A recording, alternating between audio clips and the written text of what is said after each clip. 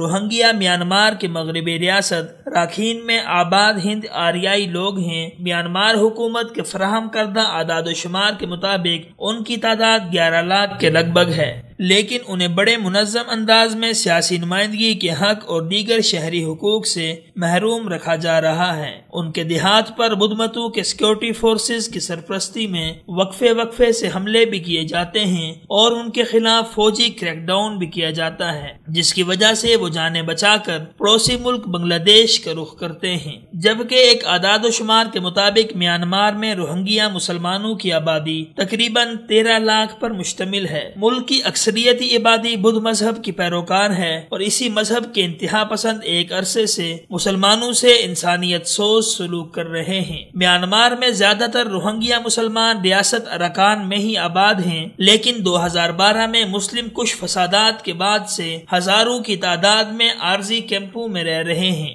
یاد رہے کہ ان فسادات میں بدھ مت بلوائیوں نے روہنگیا مسلمانوں کے مکانوں کو نظر آتش کر دیا تھا اور جن دیہات میں وہ اقلیت میں تھے وہاں سے ان کو باہر نکال دیا تھا، جبکہ حقیقت یہ ہے کہ میانمار روہنگیا مسلمانوں کو ایک الگ نسلی اقلیت کے طور پر تسلیم نہیں کرتا ہے، بلکہ انہیں بنگالی قرار دیتا ہے، اور اس کا یہ اصرار ہے کہ وہ پڑوسی ملک بنگلہ دیش سے تعلق رکھنے والے غیر قانونی تارکین وطن ہیں اور وہ بنگلہ دیش سے برسوں قبل برما میں منتقل ہوئے تھے۔ یہی وجہ ہے کہ ملک میں ان کے نقل و حرکت پر پابندیاں بھی عائد ہیں اور انہیں ملازمتیں بھی نہیں دی جاتی ہیں، یہاں تک کہ ان کو شہری خدمات سے بھی محروم کیا جاتا ہے۔ اس صورتحال کے پیش نظر ہر سال روہنگیا مسلمان سمندر کا پرخطر سفر کرتے ہوئے جنوب میں واقع ممالک ملیشیا اور انڈونیشیا کے رخ کرتے ہیں۔ یاد رہے کہ میانمار میں کوئی 3 اشرے کے بعد سن 2014 میں پہلی مرتبہ مردم شماری ہوئی تھی،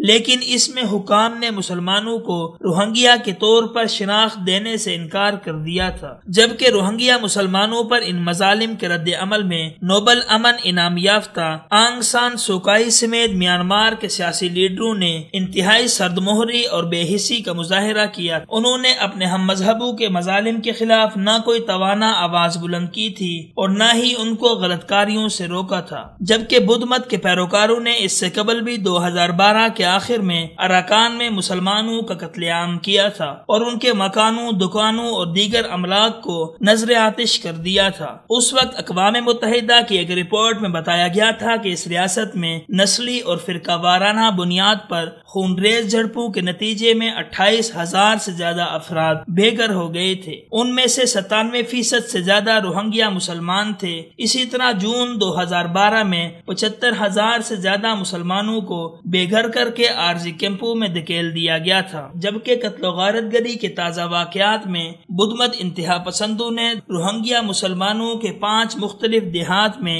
1,000 سے زائد مکانوں کو نظر آتش کر دیا ہے، جبکہ سینکڑوں مسلمانوں کو بے دردی سے شہید اور ہزاروں کو بے گھر کر دیا ہے۔